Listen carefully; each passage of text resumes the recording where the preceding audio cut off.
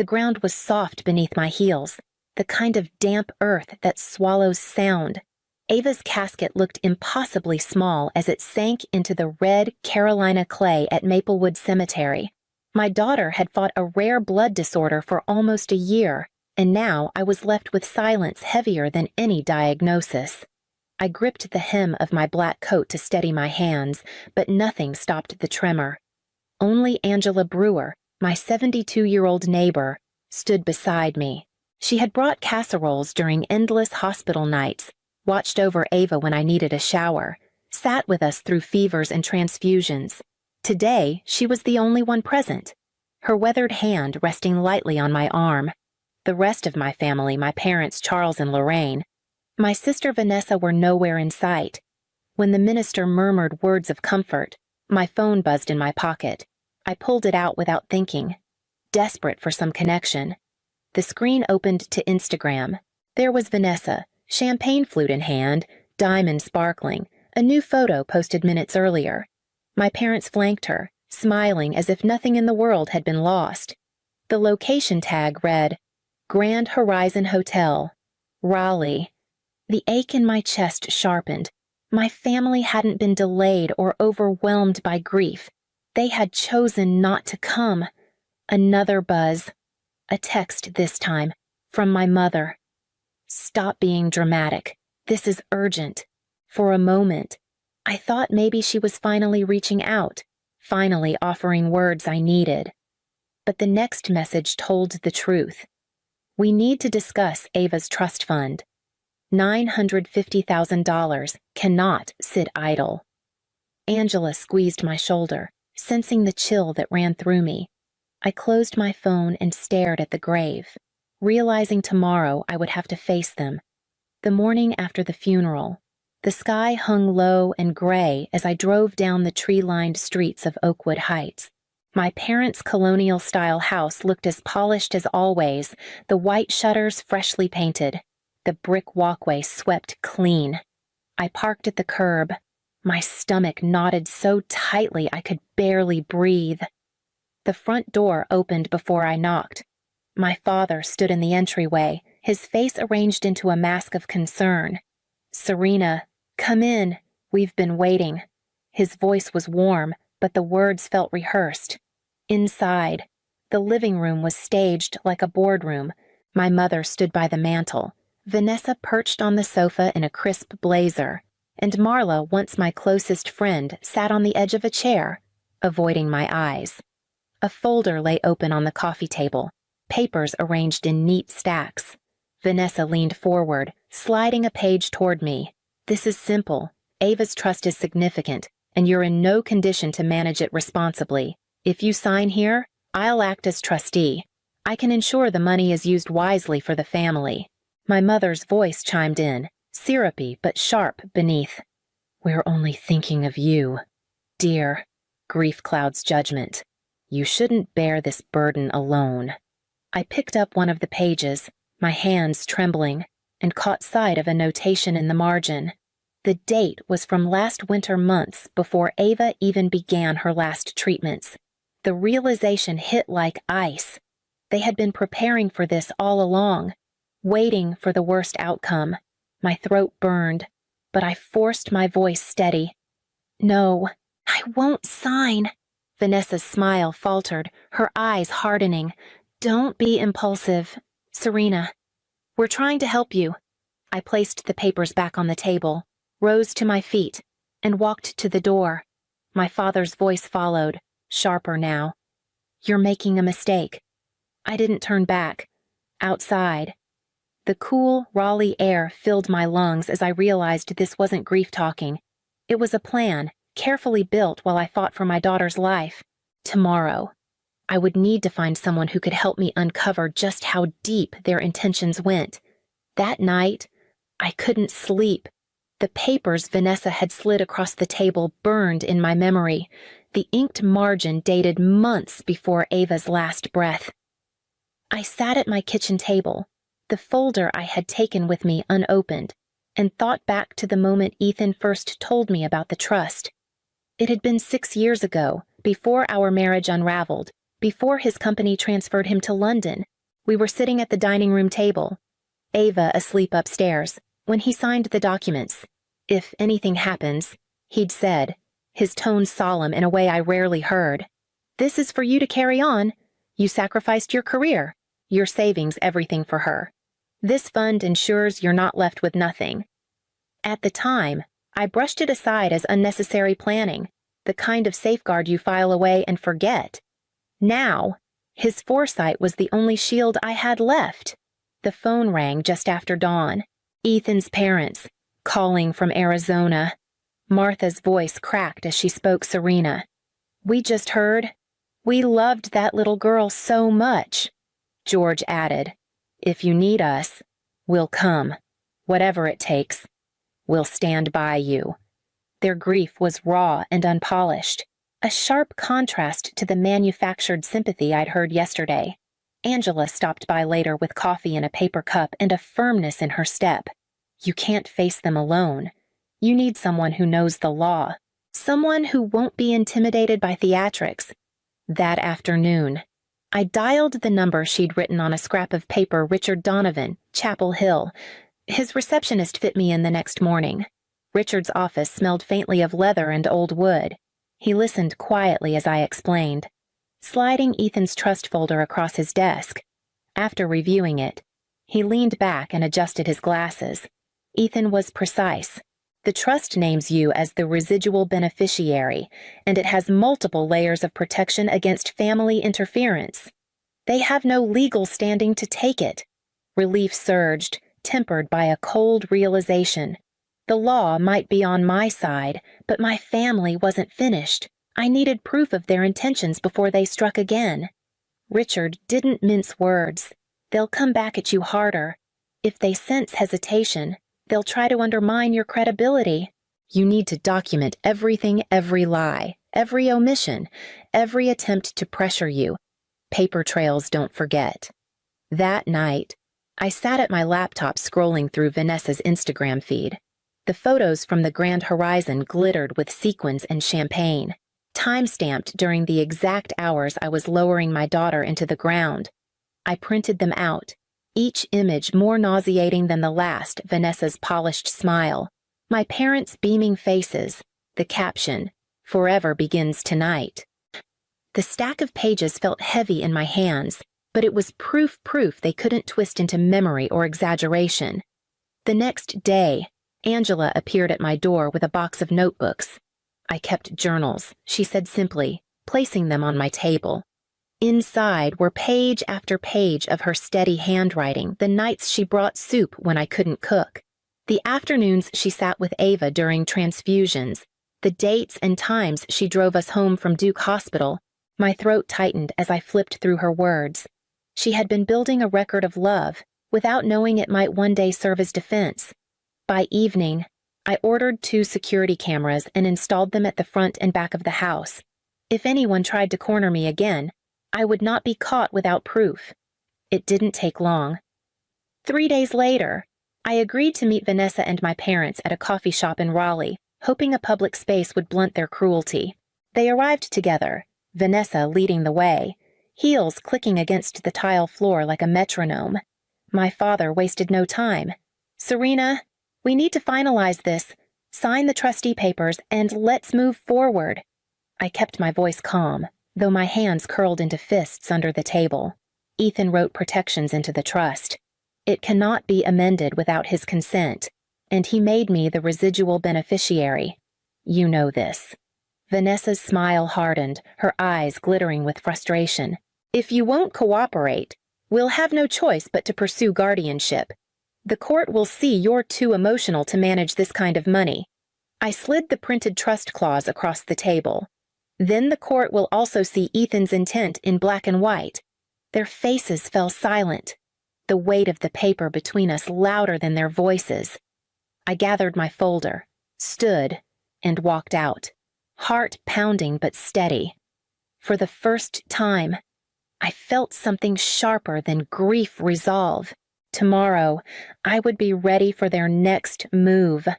The first whisper reached me through Facebook.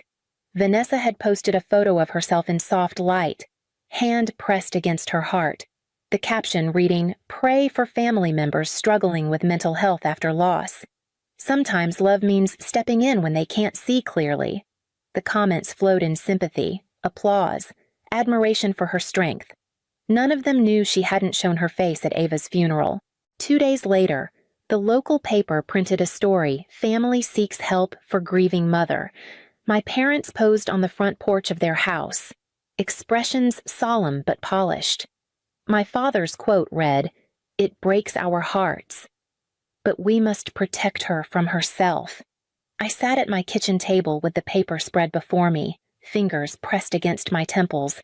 They weren't just trying to take Ava's trust, they were building a narrative to paint me unstable. Then came the call from Duke Hospital's records office. "Ms. Alden, I'm obligated to inform you of a privacy breach. Someone accessed Ava's medical file last week using an outdated emergency contact authorization. We've traced it to your sister's information." My chest tightened, a cold wave of rage replacing the grief that never left. Ava's records, every fever, every treatment, every setback reduced to ammunition in Vanessa's campaign. At church on Sunday, I saw Marla across the aisle. She shifted uncomfortably when our eyes met, turning back to her hymnal. Later, Richard confirmed what I already suspected. She had signed an affidavit describing me as erratic during Ava's illness. Marla, who had once held my hand during midnight hospital vigils, now fueling the story that I was unfit. I closed my eyes and pictured Ava in her superhero pajamas, tugging the IV pole behind her, declaring she was brave, even when scared. If she could face 8 months of pain without flinching, I could face this. I folded the newspaper and placed it in my evidence folder alongside the Facebook posts, hospital letter, and Marla's affidavit. The lies were spreading fast, but so was my determination to confront them. Tomorrow, I would begin building not just a defense, but an unshakable case. Richard spread a stack of folders across his desk, arranging them with deliberate precision. "We'll need a timeline," he said. "Every hospital visit, every treatment decision, every bill you managed. The more detailed, the stronger our defense." For the next hour, I filled his desk with appointment slips, insurance statements, and my own calendars marked in red ink. Each date carried its own memory nights when Ava's fever spiked, days I slept in stiff plastic chairs, afternoons when doctors shook their heads. Richard took notes carefully, as though each line was a brick laid against the case my family was building. He insisted I schedule a psychiatric evaluation. "Not because I question you," he clarified, "but because they'll argue grief makes you unfit. We'll cut that off before they can use it." Sitting across from the evaluator a week later, I answered every question steadily, even when the grief pressed against my ribs like a physical weight. When the report came back declaring me competent, I tucked it into my folder like a shield. Ethan's parents arrived from Arizona carrying a manila envelope. Inside were notarized statements. Ethan's words written years earlier, his intent that if Ava could not use the trust, it would pass to me. Martha's hands shook as she handed it over. "He trusted you. Serena, he knew you'd honor her memory." Angela arrived that evening with her journals bound in twine. She laid them gently on my kitchen table. "Every meal, every visit, every night I sat with you, it's all here. They can't erase what we lived." I thought I was braced for anything until the night Vanessa showed up on my porch. My camera caught her standing in the glow of the porch light, her voice low but cutting. "You've always been the burden. Sign, or we'll destroy you." I didn't flinch this time. I let the recording roll, then closed the door in her face. For the first time, I felt the balance shift. Tomorrow, that recording would become the cornerstone of my defense. The Wake County Courthouse smelled faintly of varnish and old paper as I followed Richard into the courtroom. My parents and Vanessa were already seated at the petitioner's table, faces composed into masks of sorrow. Melissa sat beside them, clutching her affidavit like a lifeline. They looked less like a grieving family and more like a cast rehearsing for a play. Judge Marion Peabody entered with quiet authority, silver hair pulled tight, eyes sharp as she scanned the docket. "These are serious allegations," she said. "I expect evidence, not theatrics." The petitioner's attorney began by painting me as unstable, a mother undone by grief. Melissa took the stand, voice trembling just enough to sound believable. Serena would call me in the middle of the night, hysterical. She was paranoid about doctors, convinced something worse was happening. I feared for her judgment. I gripped the edge of the table, forcing myself not to react. Then the hospital administrator testified, confirming what Richard had already uncovered. Vanessa had accessed Ava's medical records without authorization. Murmurs rippled through the gallery. When Ethan's father took the stand, his voice broke with conviction. My son made it clear if Ava couldn't use the trust. It belonged to Serena. She sacrificed everything for that child. His words rang truer than all their polished performances combined. Richard rose slowly, pressing play on the recording we had captured. My sister's voice filled the courtroom, cold and unmistakable. "You've always been the burden. Sign, or we'll destroy you." Then my father's measured tone. "Once we have guardianship, we can use the money however we want."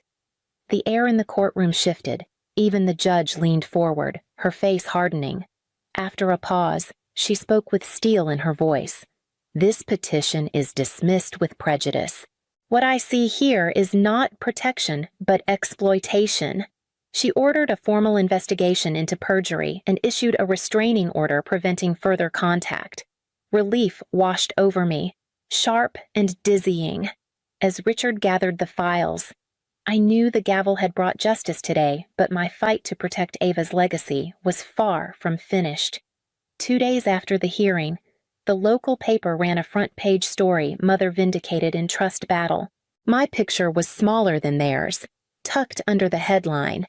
But the article told the truth, how the guardianship petition had been thrown out, and how the judge ordered an investigation into perjury. For once, I wasn't the fragile woman in their narrative. I was the mother who fought back and won. News traveled fast. Vanessa's fiancé issued a carefully worded statement to the press, but the damage was already done. Within a week, their engagement was over. She deleted the photos from the grand horizon. But the internet doesn't forget. Screenshots circulated in comment threads, proof of where she had been while I stood alone at my daughter's grave. My parents retreated into silence as word spread that they might face charges for false testimony. I thought it would bring me satisfaction, but instead it left a hollow ache. Even justice couldn't undo what they had chosen. Marla wasn't spared either. Her employer reviewed her sworn affidavit after the recording surfaced. Within days, she lost her job. The same woman who once braided my hair before school dances now avoided the grocery store aisles where I shopped. Betrayal had a cost, and she was paying it too. One evening, Angela sat across from me at the kitchen table, her hands wrapped around a chipped mug of tea. "They tried to bury you, Serena," she said quietly. "But you built something out of ashes. That's what your daughter would see." I thought about that word family. It no longer meant blood or inheritance. It felt more like a line item on paperwork, a name under next of kin. What mattered now were the people who stayed when everything broke. I touched the folder of trust documents resting on the table. Protecting Ava's legacy was only the beginning. Tomorrow, I would decide what to do with it. In the weeks after the hearing, the trust money no longer felt like numbers on a page. It felt like a responsibility, a chance to turn Ava's short life into something lasting. With Richard's guidance, I established the Ava Alden Foundation. Its mission: clear support families facing pediatric blood disorders and fund the research that might one day spare another child. The first project was close to home. Duke Children's Hospital had been our second home during those long months, and now it would carry Ava's name. A plaque was mounted in the newly renovated wing, the Ava Alden Pediatric Hematology Unit. Standing in that hallway, I traced the letters with my fingers, remembering Ava in her superhero pajamas, tugging her IV pole with stubborn pride.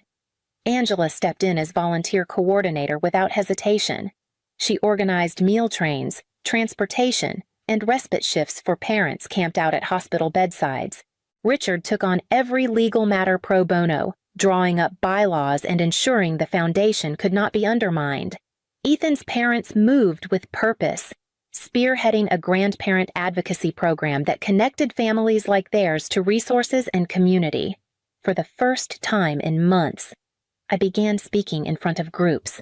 At a support meeting one evening, I stood in a circle of parents and told them about Ava, her bravery, her laughter even when her body trembled, her dreams of becoming a doctor. My voice didn't shake, and my hands no longer trembled. Instead, I felt anchored, as if Ava's strength had settled in me. The foundation was still new, fragile in its infancy, but already it was touching lives. As I drove home that night, I realized the promise I had whispered at her grave was no longer just words. It was becoming reality. Tomorrow, I would return to Maplewood Cemetery with flowers, ready to tell her myself. The path through Maplewood Cemetery felt different than it had a year ago. The same oaks shaded the gravel walk. The same headstones leaned in uneven rows, but my steps carried a steadiness I hadn't known then. I carried a bundle of fresh lilies in one hand and Ava's favorite stuffed rabbit in the other, its worn ears still soft from her touch. I knelt beside her stone, brushing away a layer of pollen. The granite caught the morning light, the carved letters sharp and clear. I placed the flowers down, then set the rabbit gently at the base. "Your name is everywhere now," I whispered. "In hallways at Duke, in research grants, in families who know they're not alone." A voice behind me stirred the air. "Excuse me, are you Serena Alden?" I turned to see a woman holding the hand of a girl about Ava's age. The mother's eyes glistened. "I'm Sarah Mitchell. This is Emma. Last year, she was diagnosed with the same blood disorder as your daughter. The specialist funded through your foundation found a treatment that worked. She's alive because of you, because of Ava." Emma stepped forward, shy but determined. "Thank you for helping me get better." The world blurred for a moment as I looked into her bright eyes. I crouched to meet her gaze. "You're welcome, Emma. You're exactly why we do this." As they walked away, I touched the stone again, a warmth spreading through me. Ava's legacy wasn't trapped in granite or court documents. It lived in children like Emma, in families who could now hope. Family, I realized, isn't always blood. It is choice, loyalty, and love, the kind that stays when the rest disappears, when betrayal forges your backbone. Which doors do you lock forever, and which do you dare to open next?